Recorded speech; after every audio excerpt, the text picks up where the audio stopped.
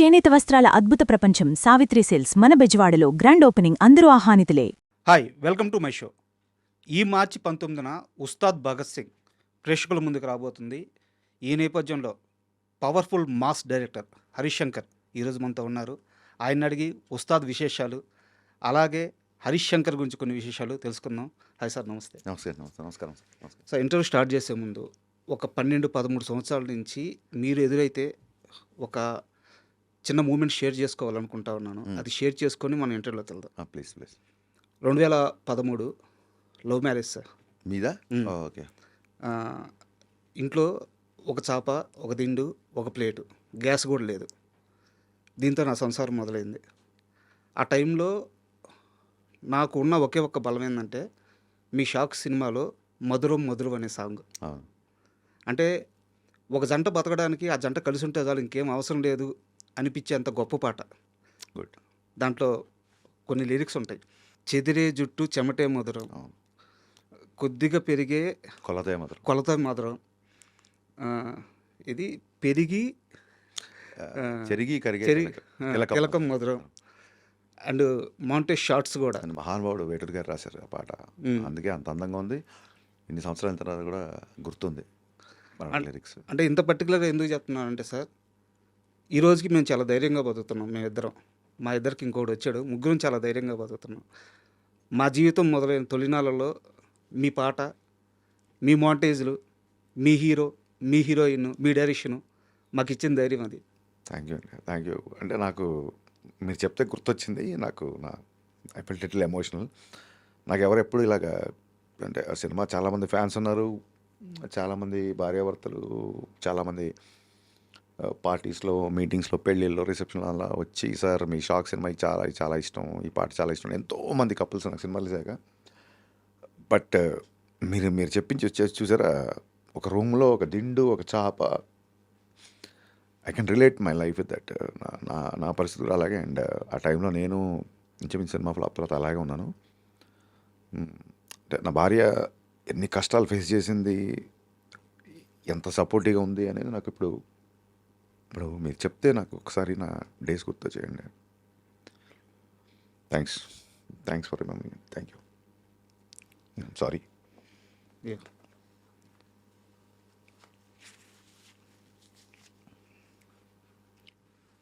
Ready sir. మా చాలా ఉస్తాద్ భగత్ సింగ్ అనేది 2.5 గంటలు ప్రేక్షకుల్ని ఎంటర్టైన్ చేసే సినిమా. మీరు ఇలాగా ఎంత ఎమోషన్తో స్టార్ట్ చేస్తే ఎంటర్ చేయడం కష్టంగా ఉంటుంది సార్. డైరెక్ట్గా సినిమా విషయంకి వెళ్ళిపోదాం. ఉస్తాద్ భగత్ సింగ్, మీ ఉస్తాద్ ఎవరు ఇండస్ట్రీలో? అంటే మీ గురువు, మీ టీచరు, మీ బలం? నా ఎవ్రీథింగ్. అంటే గురువు, టీచర్, బలం, నా ఇన్స్పిరేషన్, నా అన్న, నా దైవం. నాకు అదే షాక్ సినిమా పోయిన తర్వాత కూడా నన్ను నమ్మి మళ్ళీ సినిమా ఇచ్చి నన్ను నిల్చోబెట్టి ఇవాళ ఇక్కడ కూర్చోబెట్టి ఏం చేసినా రవితేజ గారండి సార్. మనకు ఉస్తాదు సంబంధించి ఆరా సాంగ్ ఒకటి రిలీజ్ చేశారు. అవును. పవన్ కళ్యాణ్ గారి ఆరాని తొలిసారి హరీష్ శంకర్ చూసిన క్షణం ఏంటి? బిహెచ్ఎల్లో తమ్ముడు ఉన్న తొలి ప్రేమ షూటింగ్ జరిగినప్పుడు తొలిసారి ఆయన డైరెక్ట్గా చూశాను. అంతకుముందు ఐ థింక్ సంజీవయ్య గార్డెన్లో అక్కడమ్మ ఇక్కడ పోయి ఓపెనింగ్ కూడా వెళ్ళాను, కానీ అప్పుడు సరిగ్గా చూడలేకపోయాను. చాలా క్రౌడ్, పోలీసులు, హడావుడి ఉండేది. ఆయన సినిమా అక్కడమ్మ ఇక్కడ పోయి ఓపెనింగ్ అక్కడ జరిగింది సార్. బట్ బిహెచ్ఎల్లో చాలా తృప్తిగా ఒక 20-30 రోజులు పెద్ద పెద్ద షెడ్యూల్స్ చేశారు. 2 సినిమాలు అక్కడ చూశాను. బట్ నేను యాజ్ అ డైరెక్టర్గా ఆయన ఫస్ట్ టైం కలిసింది ఆయన ఫామ్ హౌస్లో మిరపకాయ కట్ చేయడానికి వెళ్ళినప్పుడు. ఒక బ్లూ డెనిమ్ జీన్స్, డెనిమ్ ప్యాంట్స్లో ఆయన్ని ఫస్ట్ టైం చూశాను. 1.5-2 గంటలు స్పెండ్ చేశాను. అది ఫస్ట్ మెమరీ. గబ్బర్ సింగ్ సినిమాలో ఒక డైలాగ్ ఉంటుంది సార్, పసివాడు పవన్ కళ్యాణ్ అయ్యాడు అని చెప్పేసి. ఉస్తాద్ భగత్ సింగ్కి వచ్చేలాగే పవన్ కళ్యాణ్ డిప్యూటీ సీఎం అయ్యాడు. సో హ్యాండిల్ చేసే విధానం మారుద్ది. భయం పెరిగిందా, బాధ్యత పెరిగిందా? బాధ్యత పెరిగిందండి. భయం ఎప్పుడూ లేదు. ఆయన ఎవరిని భయపెట్టాడు. ఫస్ట్ ఆఫ్ ఆల్ ఆయన అందరితో సరదాగా నవ్వుకుంటూ ఉండే వ్యక్తి. ఆశ్చర్యం ఏంటంటే అప్పటికి ఎప్పటికీ ఆయన ఏం మారలేదు. ఆయన చుట్టూ ఉన్న ప్రోటోకాల్ మారింది అంతే. సో డెఫినెట్గా రెస్పాన్సిబిలిటీ ఉంది. చాలామంది అన్న ఐటమ్ సాంగ్ అంటుంటారు. ఈ డిప్యూటీ సీఎం ఒక ఐటమ్ గా వెనకాల డ్యాన్స్ చేయడం ఆలోచించండి రా బాబు మీరు కొంచెం. అది అలాంటి కొన్ని కన్సర్న్స్, కొన్ని రెస్పాన్సిబిలిటీస్ తీసుకున్నాం. మీరు సాంగ్స్లో చూస్తే కూడా ఈవెన్ ఆయన బ్లాక్ బ్లేజర్లో అంత డ్యాన్స్ వేసినా సరే దాంట్లో యువతకి ఒక మంచి మెసేజ్ ఉంది. సిచ్యువేషన్లో కూడా శ్రీలీల కొంచెం లోలో ఉన్నప్పుడు అమ్మాయిని కొంచెం చీరప్ చేయడానికి వచ్చే సాంగ్ నీ పెదవిలోన ఉన్న జాగా నువ్వు నవ్వుకోవడానికేగా, నీ కాలి కింద ఉన్న నేల నీ సొంతమంటే నమ్మవేలా, కరెక్ట్. ప్రాబ్లమ్స్ వస్తే క్యూలు కట్టి పంపించేద్దాం సావగొట్టి పోరాడితే పోయేదేంటి. అవును. So even though it's a duet, it's a dance number కూడా ఒక యూత్కి ఒక మంచి ఒక ఉత్సాహభరితమైన గో అండ్ గెట్ ఇట్ అనే ఒక యాటిట్యూడ్ అందులో మెయింటైన్ చేసాం.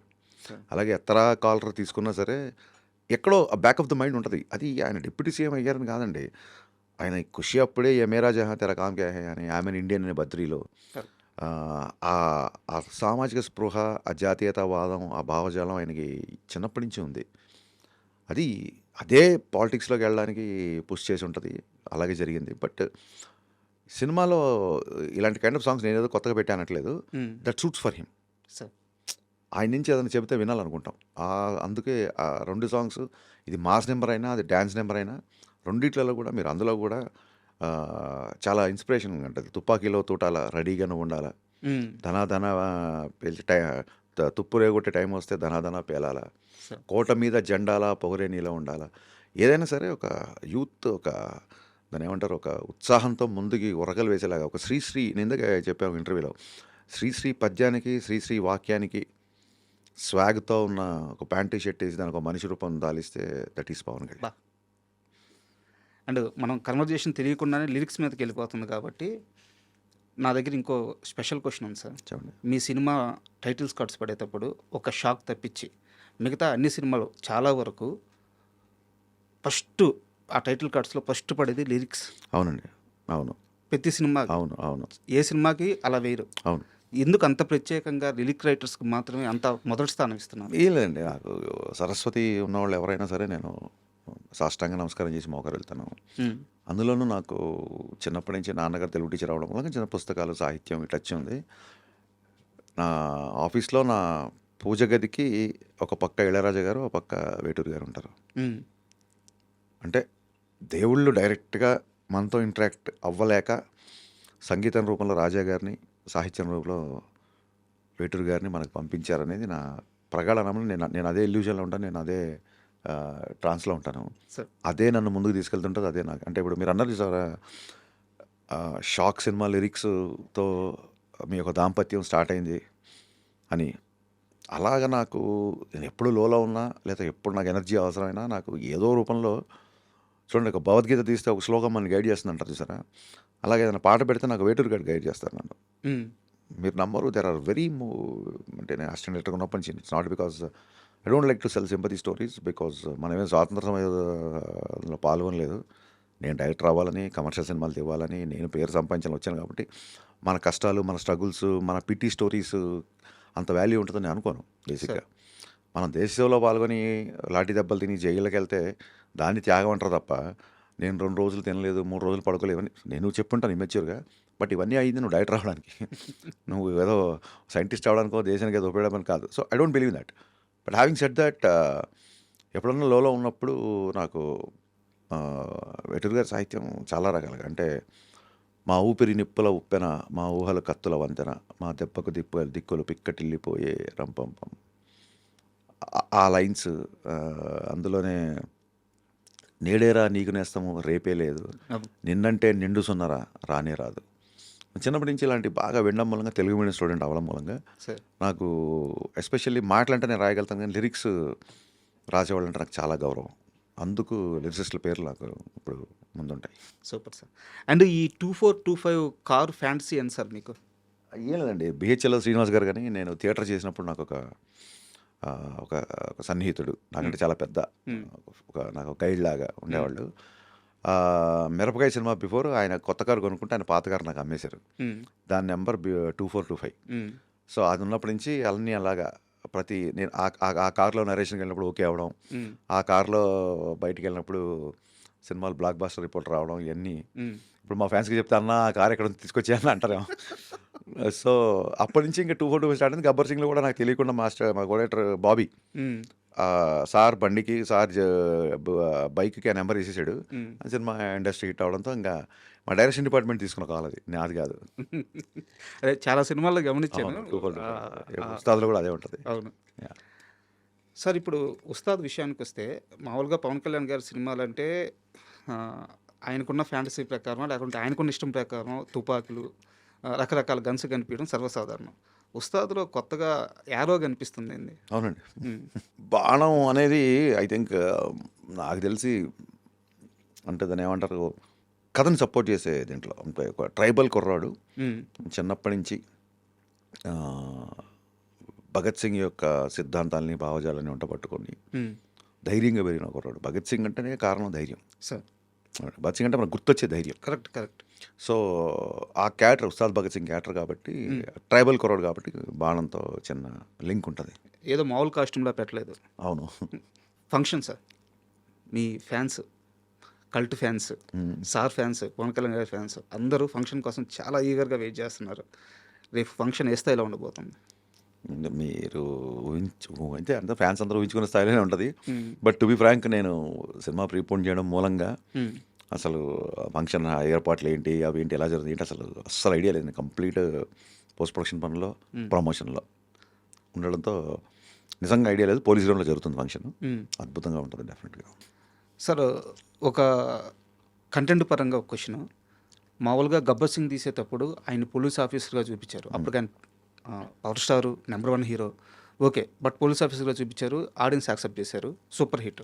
కానీ ఒక డిప్యూటీ సీఎంని మళ్ళీ పోలీస్ ఆఫీసర్‌గా చూపియడం అనేది ఆ స్థాయిలో చూసేశారు పవన్ కళ్యాణ్ గారిని. ఇక్కడ మీరు అనొచ్చు రీల్ అని చెప్పేసి. పవన్ కళ్యాణ్ గారు లాంటి హీరోని రీలు తేడా ఉండదు. ఆ ఆరా అలాగే కంటిన్యూ అవుతా ఉంటది. సో, ఆయన సీజ్ ద షిప్ అంటే 2 తెలుగు రాష్ట్రాలు వణికిపోయినాయి. అలాంటి వ్యక్తి చేత మళ్ళీ పోలీస్‌గా ఏం చూపించబోతున్నారు? ఎలా చూపించబోతున్నారు? రియల్ లైఫ్‌లో ఇచ్చిన ఆ ఇంపాక్ట్‌ని ఎలా మ్యాచ్ చేయబోతున్నారు? అంటే పవన్ కళ్యాణ్ గారికి సక్సెస్తో ఫెయిల్యూర్తో లేని స్టార్డమ్ అండి అయింది. అది మీకు తెలుసు.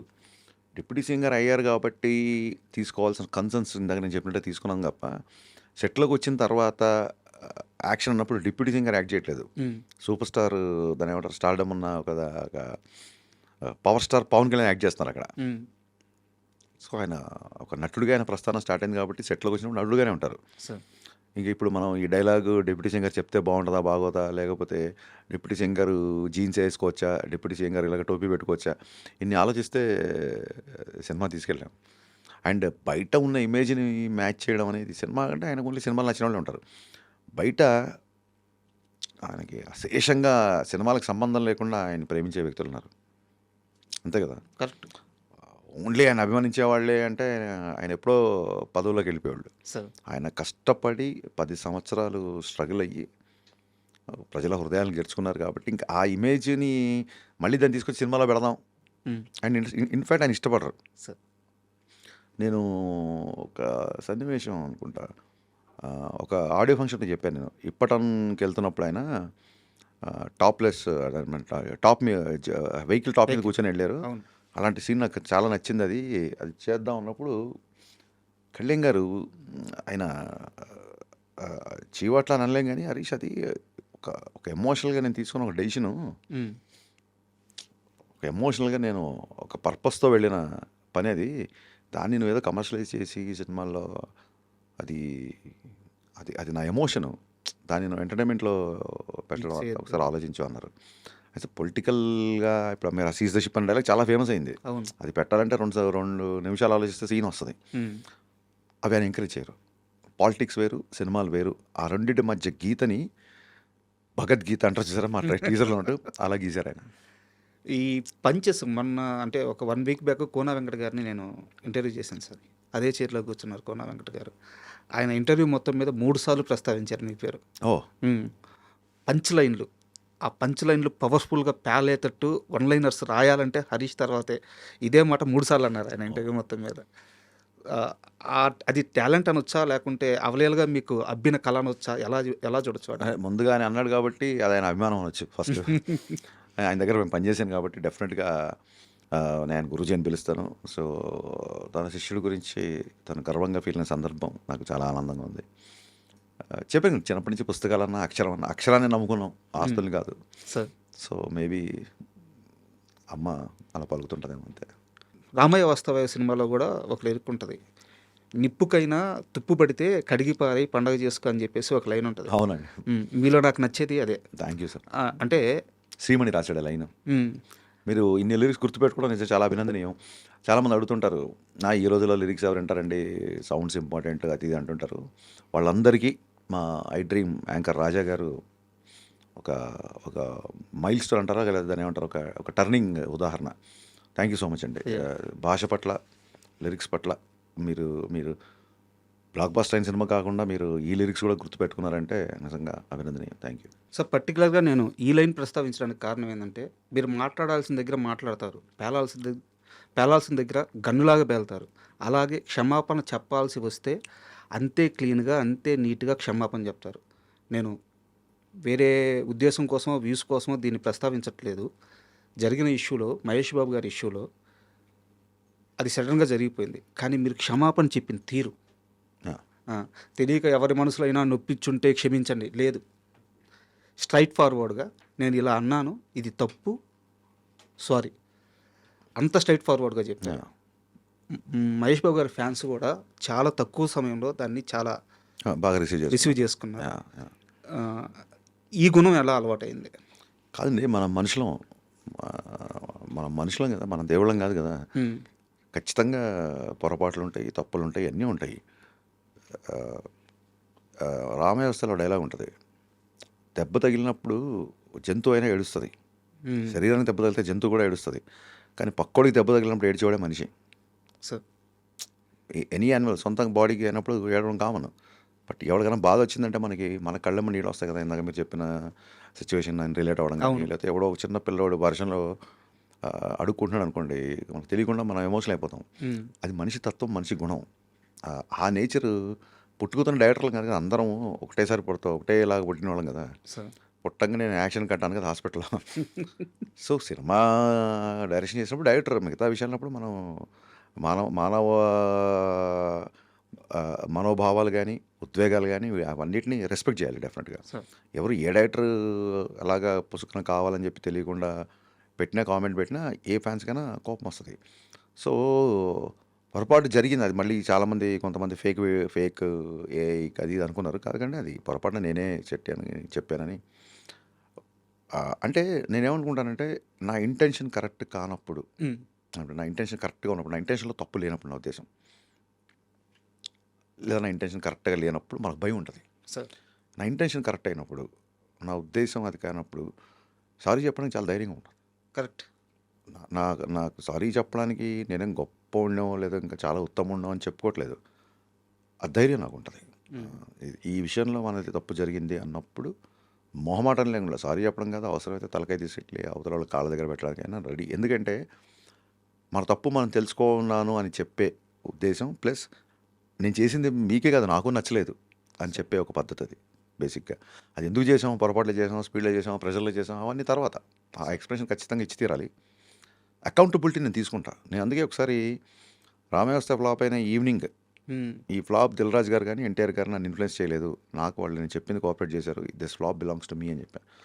ఇప్పుడు మిరపకాయలు, గబ్బర్ సింగ్లు, డీజేలు వచ్చినప్పుడు నావి అని, మిస్టర్ బచ్చన్లు, షాకులు వచ్చినప్పుడు నావి కాదు అని ఇంకోళ్ళకి తోసేస్తే దాన్ని ఏమంటారు, తల్లికి కానీ తండ్రికి కానీ అంగవైకల్యంతో పుట్టిన పెట్టి కూడా తన బిడ్డే.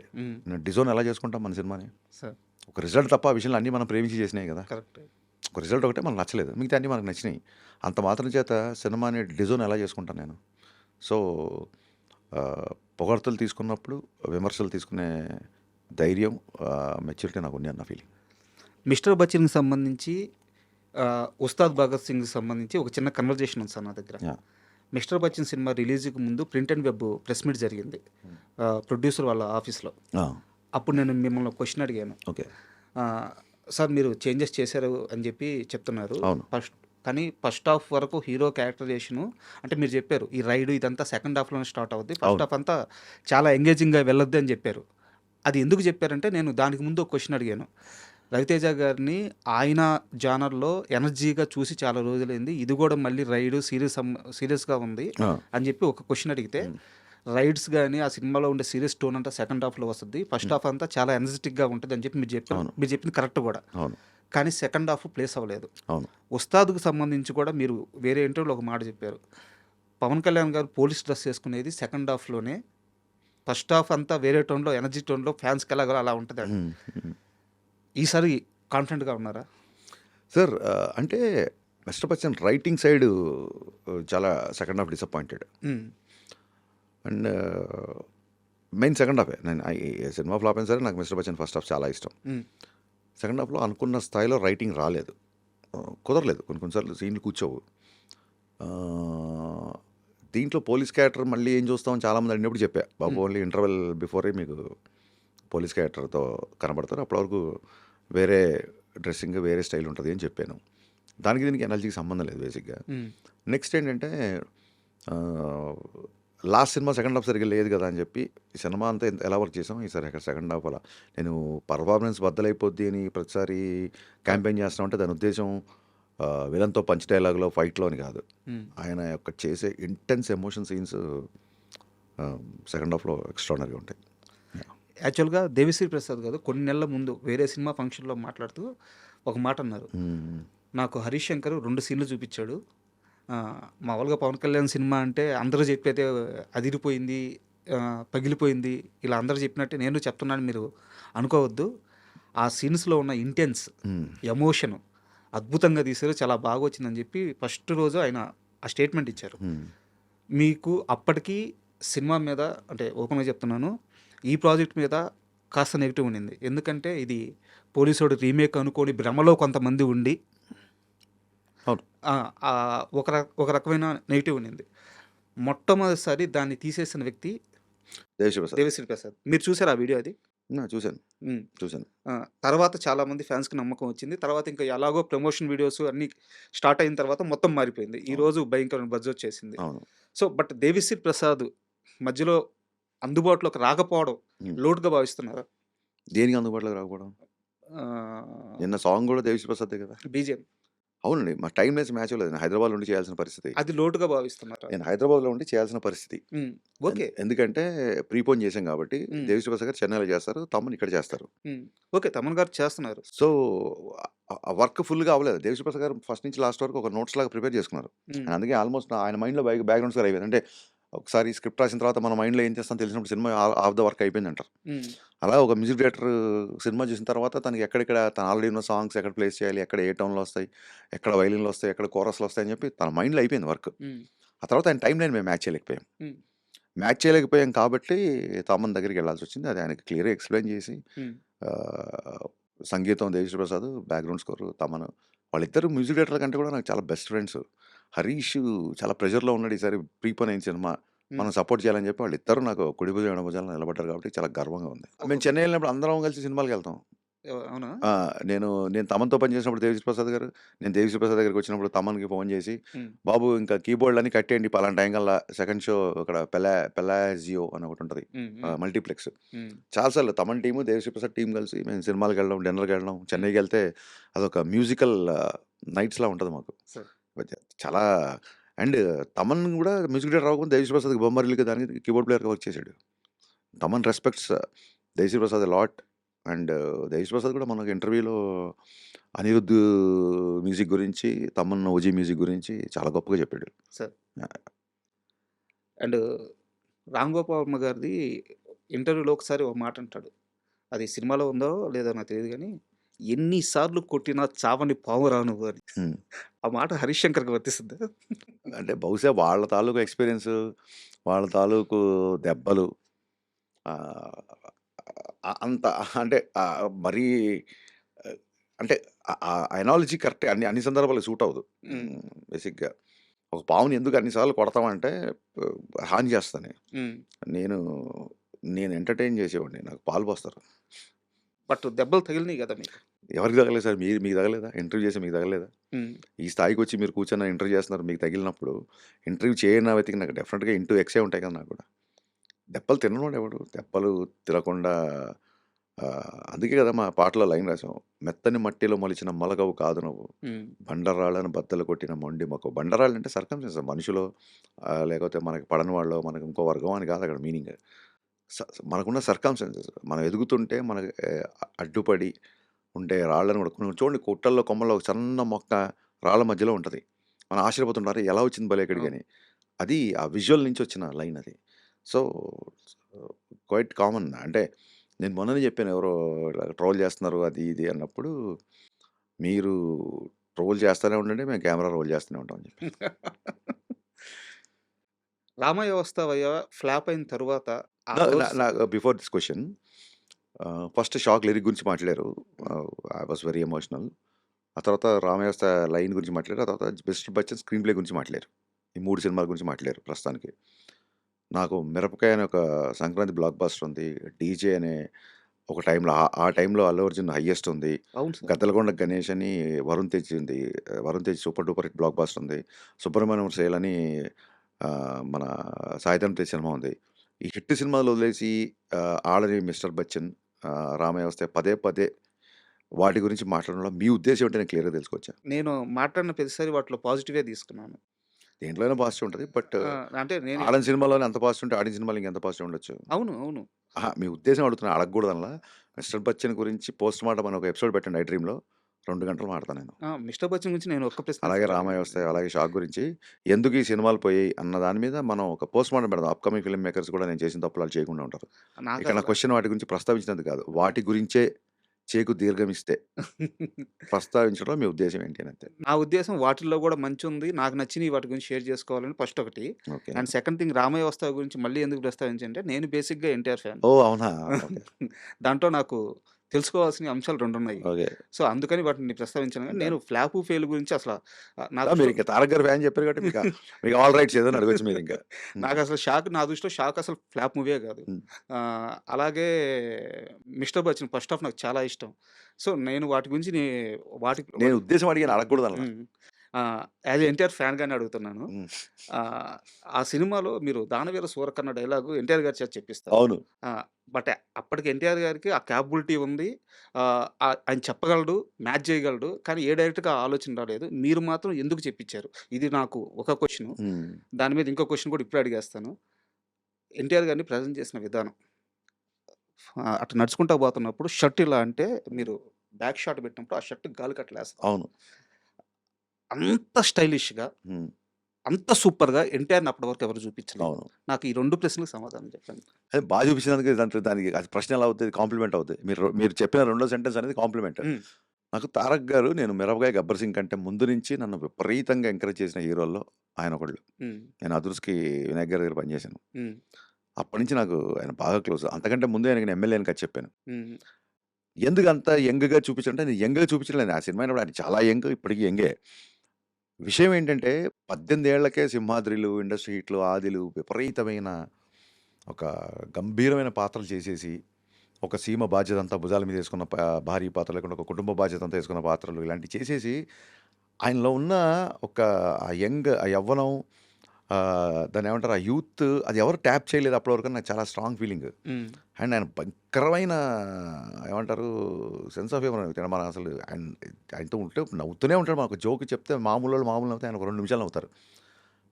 ఇది కదా ఆయన యాంగిల్. మీరు 'రామయ్య వస్తే' ఆడియో ఫంక్షన్‌లు చూసుంటే ఓన్లీ ఎన్టీఆర్ గారి నవ్వులతో ఒక ఏవీ చేసాం. హ్మ్. అది రాజమౌళి గారికి బాగా నచ్చింది. మేము ఎప్పుడూ అనుకుంటుంటాం 'తారక్' స్మైల్ చాలా బాగుంటుంది. ఎవరు కట్ చేయలేదు 'హరీష్' భలే కట్ చేసావు అని చెప్పి ఆయన కాంప్లిమెంట్ ఇచ్చారు. అవును.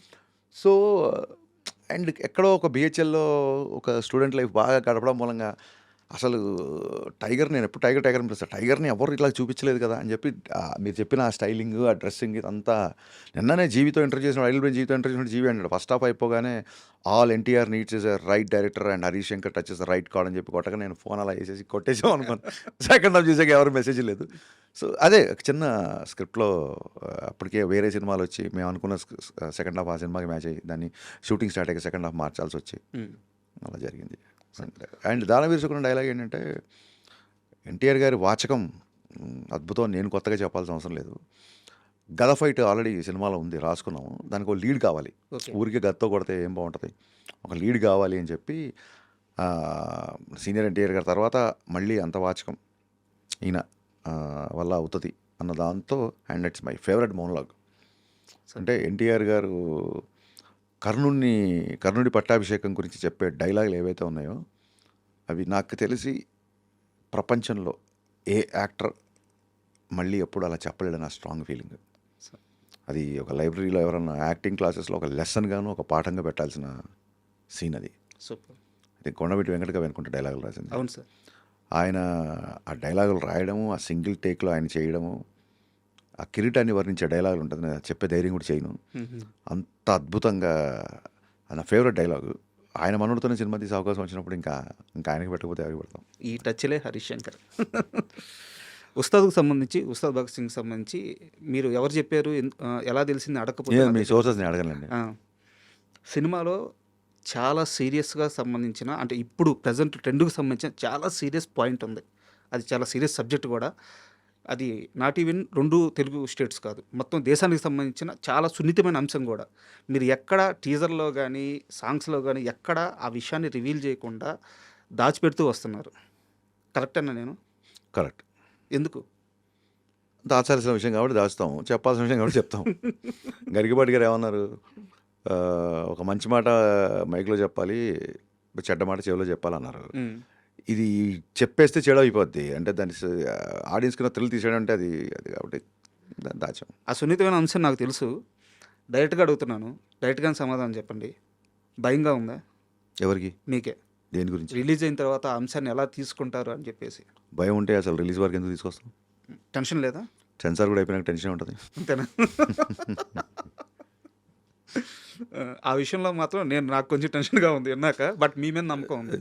మీరు టెన్షన్ పడేంత పెద్ద మ్యాటర్ ఏం కదా. అయితే మీకు రాంగ్ ఇన్ఫర్మేషన్ వచ్చి ఉంటుంది, ఉమ్, లేదా ఇన్ఫర్మేషన్ రావాల్సిన దాన్ని మించి ఇంకా మిమ్మల్ని ఎగ్జైట్ చేయడానికి, ఇంప్రెస్ చేయడానికి చెప్పిన వాళ్ళు ఇంకో 2 ఎక్కువ చేసి ఉంటారు. ఓకే. అండ్ మొత్తం షూటింగ్లో సార్, అంటే మళ్ళీ అనుకునేదే, ఆయన కొంచెం పవన్ కళ్యాణ్ గారు పాలిటిక్స్కి వెళ్ళిపోయి కొంచెం సినిమా పక్కకు వచ్చేసి ఓజీ లాంటి హిట్ కొట్టినా సరే, ఈ మొత్తం ప్రాసెస్లో ఏదో ఒక రోజు విపరీతమైన ఎగ్జైట్ అయిన డే ఉంటుంది కదా ఆయనకి. హరీష్ భలే ఉందబ్బా ఇది, ఆ మూమెంట్ చెప్పండి సార్. నేను చెప్తే అతిగా ఉంటుందండి. అండ్ ఆయన 2 రోజులకు ఒకసారి ఎగ్జైట్ అయ్యేవాళ్ళు అలాగా. అవునా?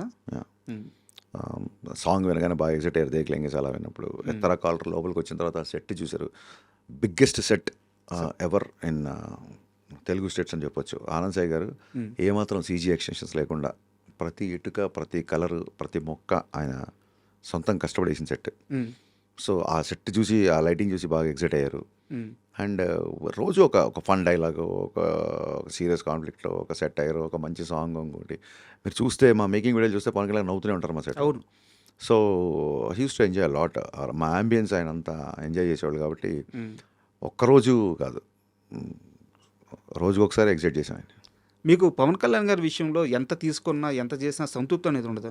ఏ సినిమాలో లేని డ్యాన్స్ మూమెంట్స్ మీ సినిమాలో ఉంటాయి. ఆయన యాక్చువల్గా గ్రూప్ డ్యాన్సర్స్తో స్టెప్స్ చేయడానికి అంత పెద్దగా ఇష్టపడరు ఆయన.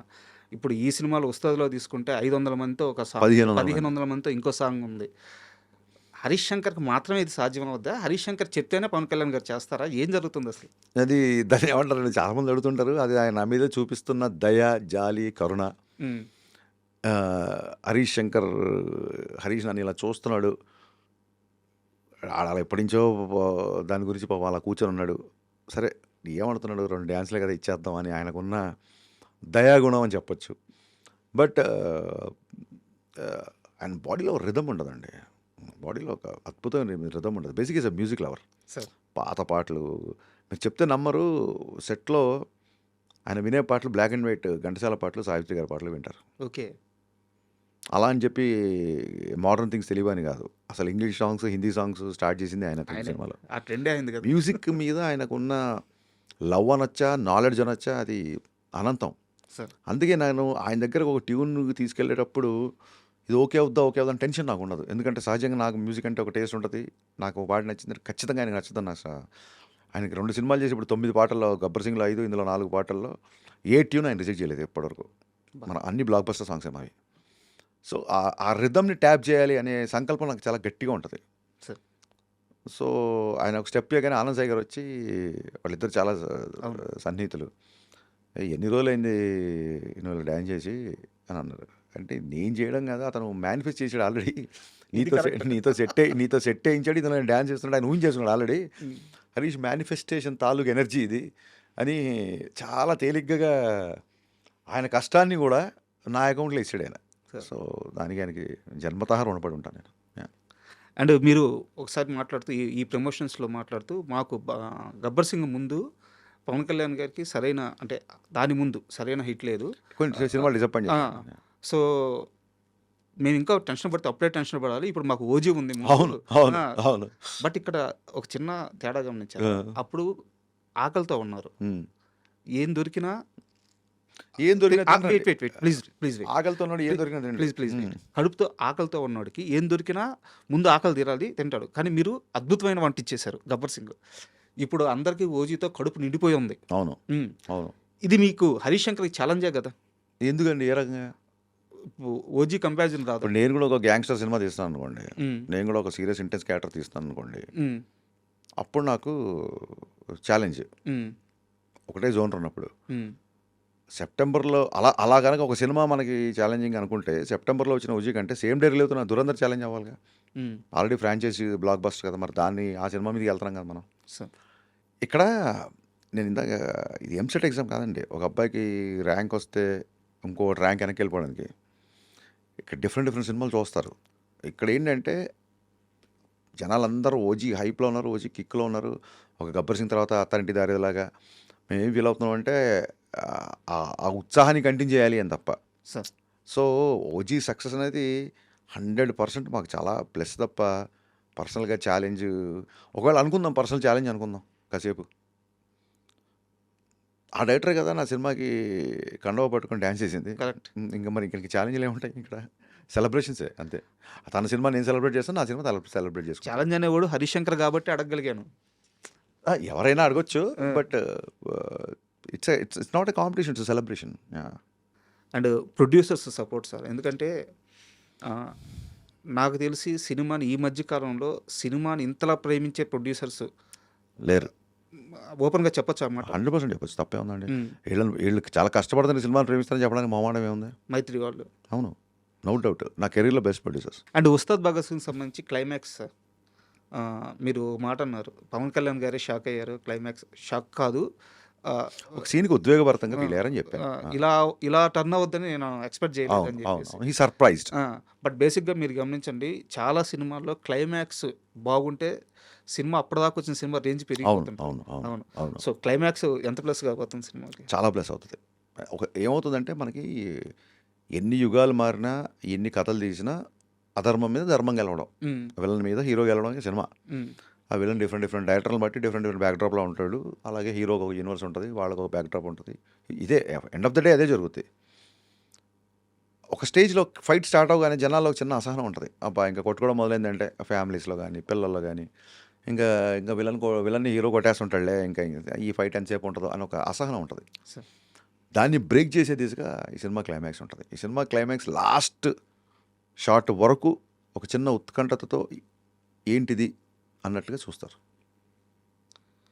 అండ్ ఈ సినిమాకి సంబంధించి ఇద్దరు హీరోయిన్స్ సార్. అవును, రాజీగణ శ్రీలీల గారు. అవును.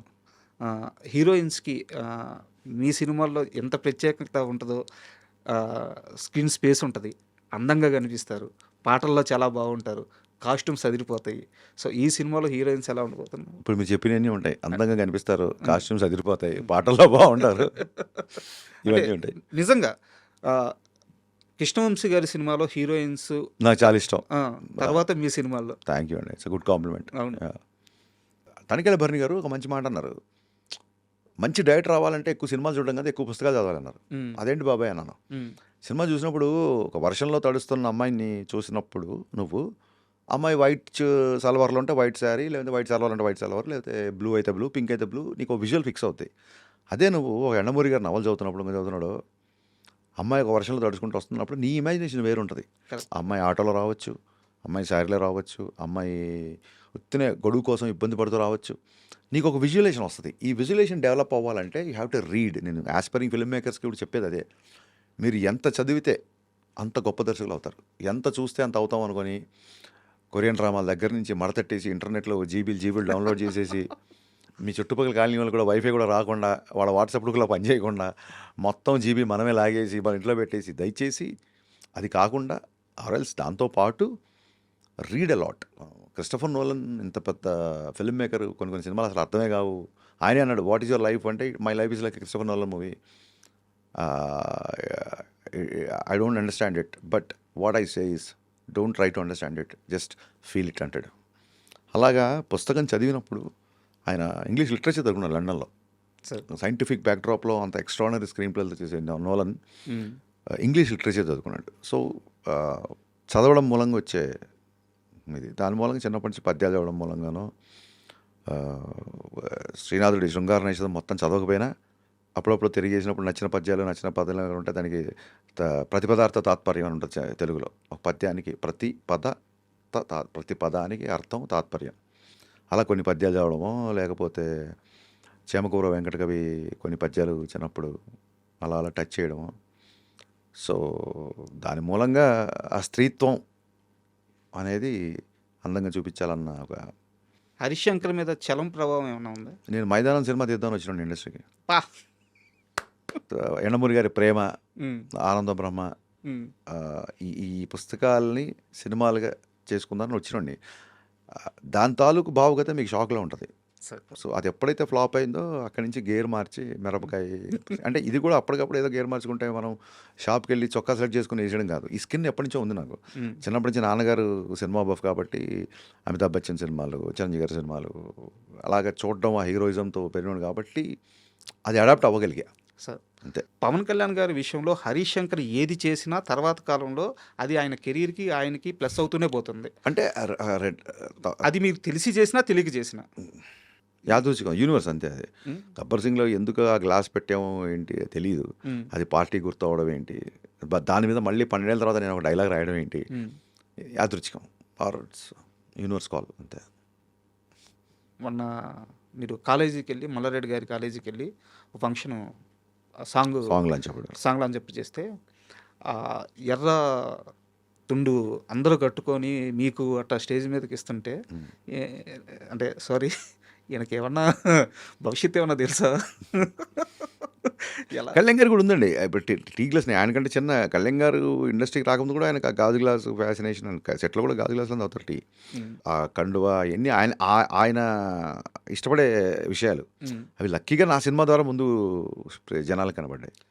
కల్ట్ కెప్టెన్ అని చెప్పి కొత్త అదే సోషల్ మీడియాలో పెట్టాను, టీజర్లు వేసామండి అంతే. దాని మించి నేను దాన్ని అలాగ అంత సీరియస్గా తీసుకుని అలాంటి ట్యాగ్స్ హీరోలకు బాగుంటాయి, డైరెక్టర్లకు ఏం బాగుంటాయి. ఏదో రాస్తారు. ఇంతకుముందు పవర్ఫుల్ డైరెక్టర్ అనేవాళ్ళు. ఉమ్, ఇప్పుడు జగన్ గారిని డేరింగ్ డైరెక్టర్ అంటారు, పూరి జగన్నాథ్ గారి మన వినాయక్ గారిని డాషింగ్ డైరెక్టర్ అంటారు. ఏదో వాళ్ళ ఫ్యాన్స్ వాళ్ళ సరదాగా వాళ్ళ హీరో సినిమా వస్తున్నప్పుడు సరదా పిలుచుకుంటారు. మా మార్కెటింగ్ నిసాం టీజర్ ఫస్ట్ టైం వెళ్తుంది కదా వేద్దాం అని చెప్పి వేసాను తప్ప దాన్ని భుజాల మీద వేసుకొని దాన్ని సీరియస్గానే తీసుకొని దాన్ని ఒక బిరుదులాగా తగిలించుకోవడం అవన్నీ లేవండి. బట్ ట్యాగ్ మోయడానికి ఒక పవర్ ఉండాలి సార్. నాకు తెలిసి హరిశంకర్కి ఆ పవర్ ఉంది, మోయొచ్చు. మంచిదే అయితే. నేను ఒక ఎగ్జాంపుల్ చెప్తాను. రాజమౌళి గారు ఈగా ముందు వరకు చేసిన సినిమాలు వేరు. మాస్ ఓర మాస్ అవును పట్టుకొని అవును వెళ్ళారు. అవును. ఈగ తర్వాత ఆయన ఒక స్టాండ్కి వెళ్ళిపోయాడు, ఒక లెవెల్కి వెళ్ళిపోయారు. స్థాయి పెరిగింది. ఆలోచన మారడం వల్ల అవును. మాస్లో హరిశంకర్ చేయాల్సిందన్నీ చేసేశారు. హరిశంకర్ నెక్స్ట్ స్టెప్ అంటే నేను అలా చేయమని చెప్పట్లేదు, అలా కావాలని మీ చెప్పట్లేదు. ఉద్దేశం నాకు అర్థమైంది. మ్. అంటే నెక్స్ట్ లీప్ ఆఫ్ సక్సెస్కి, correct word. Next growth of సక్సెస్కి వెళ్ళడానికి విభిన్నమైన కథలు, విభిన్నమైన బ్యాక్డ్రాప్లు, మేకింగ్ స్టైల్ అన్నీ 100% నేను అదే పనిలో ఉన్నాను. అండ్ డెఫినెట్గా నా నుంచి మీరు ఎక్స్పెక్ట్ చేయని ఒక కొత్త సినిమా త్వరలోనే చూస్తారు. అది బాలకృష్ణ గారి సినిమానేనా? అవ్వచ్చు, బాలకృష్ణ గారితో అవ్వచ్చు, అసలు ఏదన్నా అవ్వచ్చు. బట్ నెక్స్ట్ వచ్చే దాని నుంచి మటుకు మీరు అడిగిన దాన్ని ఏమంటారు updation of um, thought process అవ్వచ్చు, స్క్రీన్ ప్లే అవ్వచ్చు, స్టోరీ సెలెక్షన్ అవ్వచ్చు, మేకింగ్ స్టైల్ అవ్వచ్చు, ఖచ్చితంగా ఉంటుంది. నేను అది గద్దలకొండ గణేష్కి ఆ డెసిషన్ తీసుకున్నాను. నేను మరి గద్దలకొండ గణేష్ తీసుకుంటే నా సినిమాలకు చాలా భిన్నంగా ఉంటుంది. అవును. తర్వాత పాండమిక్ రావడం, చిన్న రిధమ్ మిస్ అవ్వడం, తర్వాత చిన్న కమిట్మెంట్స్, దాంతో ఇంకా నేను పూర్తిగా అనుకున్న సినిమా తీయలేదు. బట్ డెఫినెట్గా మీరు అన్న పాయింట్ నాకు అర్థమైంది. ఉమ్, యా, ఇప్పటివరకు కరెక్ట్గా చెప్పాలంటే, మాస్గా చెప్పాలంటే ఇప్పటివరకు ఒక లెక్క, ఇక్కడి నుంచి ఇంకో లెక్క ఉండాలి. కరెక్ట్. యా, గేర్ మార్చాలి. యా, ఇప్పటివరకు ఒక గేర్లో వెళ్తాను, ఇంకో గేర్ మార్చాలి. Total understand. బాలకృష్ణ గారి సినిమా ఫైనల్ అయిపోయినట్టే కదా సార్? అంటే ఇప్పుడు ఎలా ఉంటుందంటేనండి, రేపు ముహూర్తం చేసి ఒక షెడ్యూల్ చేసిన తర్వాత ఉమ్, కన్ఫామ్ అనే పరిస్థితులు ఏదైనా ఖచ్చితంగా బాలయ్యబాబు గారితో సినిమా ఉంటుంది. This is too early to say anything this time. At this point of time this is too early to say. ఫైనల్గా ఉస్తాద్ మీ కల్ట్ ఫ్యాన్స్కి మీరిచ్చే భరోసా ఒక్క ముక్కలో చెప్పమంటే ఏం చెప్తారు? ఈ ఉగాది ఉస్తాద్ ఉగాది. ఇది అసలు సిసలైన సినిమా పండగ. ఒక్క ఫ్యాన్సే కాదు, మొత్తం ఆబాలగోపాలం ఫ్యామిలీతో అందరూ కలిసి ఉగాది పండుగలకి ఊళ్ళకి వెళ్ళిన వాళ్ళు, అమ్మమ్మ వాళ్ళ ఇంటికి వెళ్ళిన వాళ్ళు, నాన్నమ్మ వాళ్ళ ఇంటికి వెళ్ళిన మావయ్య ఇంటికి వెళ్ళిన వాళ్ళు, మేనత్త ఇంటికి వెళ్ళిన వాళ్ళు, అక్కల దగ్గరికి వెళ్ళిన వాళ్ళు, చెల్లెళ్ళ దగ్గరికి వెళ్ళిన వాళ్ళు అందరూ కలిసి ఒక సినిమాకి వెళ్దాం అంటే ఆ సినిమానే వస్తుంది. ఎందుకంటే దీనికి సెన్సార్ కూడా యూబై ఇచ్చింది. ఫ్యాన్స్ హడావుడి, ఫ్యాన్స్ మళ్ళీ మళ్ళీ ఎలాగో చూస్తారు, నాకు ఆ నమ్మకం ఉంది. నార్మల్ ఆడియన్స్కి, ఫ్యామిలీస్ కూడా ఒక్క సెకండ్ బోర్ కొట్టకుండా ఒక అద్భుతమైన డ్రామా, ఒక అద్భుతమైన కళంగర్ని ఎలా చూడాలనుకుంటున్నాం, ఇంతకాలం ఇలాంటి కళ్యాణ్ మనం మిస్ అయిపోయామా అనే ఫీలింగ్ మట్టుకు నేను తెప్పిస్తాను. Thank you sir. ఫైనల్గా ముందు ఇంటర్వ్యూ ముగించే ముందు మీకు థ్యాంక్స్ చెప్పాలి. 2-3 రోజుల నుంచి మీరు ఎంత బిజీలో ఉన్నారో నాకు తెలుసు. మేము పెట్టే ప్రతి మెసేజ్కి టెక్స్ట్కి రిప్లై ఇస్తున్నారు, వాయిస్కి వాయిస్ రిప్లై ఇస్తున్నారు, కాల్ లిఫ్ట్ చేస్తున్నారు. అంటే ఇంత బిజీలో ఉండి, ఇంత టెన్షన్లో ఉండి అవతల మనిషికి రెస్పాన్స్ ఇవ్వాలి అన్న ఆ సెన్సిబిలిటీకి నిజంగా చాలా అంటే నాకు యాంగ్జైటీ ఉంటుంది సార్. నాకు ఎవరు నా గురించి వెయిట్ చేస్తానంటే, నాకు ఇక్కడ 10 గంటలకు వెయిట్ చేస్తాను, ఇప్పుడు 9 గంటలకు రెడీ అవుతున్నా సరే నాకు టెన్షన్ ఉంటుంది. అవతల వ్యక్తి మనం తిట్టుకోకూడదు అనేది. అండ్ ఇందాక చెప్పినట్టు షూటింగ్లో మాత్రమే నేను డైరెక్టర్ని. ఇప్పుడు మిగతా అన్ని విషయాల్లో అన్నీ సమానంగానే ఉండాలి కదా. మీ టైం అయినా, నా టైం అయినా, ఎవరి టైం అయినా ఒకటే కదా. నిన్న రాలేకపోయినా, నిన్న అల్లు స్టూడియోస్ ఓపెనింగ్ ఉంటే అక్కడికి వెళ్ళాము. రిటర్న్లో విపరీతమైన ట్రాఫిక్లో సార్ ఇంకా లేట్ అయిపోయింది అనుకో, లేకపోతే మనం ఈ ఇంటర్వ్యూ 24 గంటల క్రితమే చేయాల్సింది బేసిక్గా. అంటే ఎవరి టైం అయినా టైమే. మీకు ఒక అపాయింట్మెంట్ ఉంటుంది, మీరు మీకోసం ఎదురు చూసే వాళ్ళు ఉంటారు. లవ్ మ్యారేజ్ అంటున్నారు కాబట్టి డెఫినెట్గా I respect every once time. నేను 10 గంటలకు వస్తున్నప్పుడు 10 గంటలకు ఇంకా నేను ట్రాఫిక్లో ఉంటే ఐఎమ్ స్టిల్ ఆ టైం మీరు నన్ను ఎక్స్పెక్ట్ చేస్తున్న టైంకి ఇంకెంత టైం పడతాను నేను ఇమీడియట్గా చెప్తాను. చిన్న చిన్న విషయాలండి. I mean I have to be చాలా గొప్ప విషయాలు సార్. అయ్యో అదేం లేదు. మళ్ళీ thank you sir. Thank you so much. Thank you and thanks so much for ఐ డ్రీమ్కి ప్రత్యేక కృతజ్ఞతలు. ఎందుకంటే నేను 3-4 రోజు నుంచి బిజీగా ఉన్నా సరే ఏమాత్రం అసహనానికి గురవకుండా వాళ్ళు కంటిన్యూగా ఫాలోఅప్ చేస్తున్నారు. మొత్తానికి గురుగారు అయితే అసలు వదలట్లేదు, సుధాకర్ గారు. అలాగే రాజా గారు ఇంటర్వ్యూ అనేది నాకు నిజంగా వన్ ఆఫ్ మై బెస్ట్ ఇంటర్వ్యూస్లో నేను ఫీల్ అవుతున్నాను.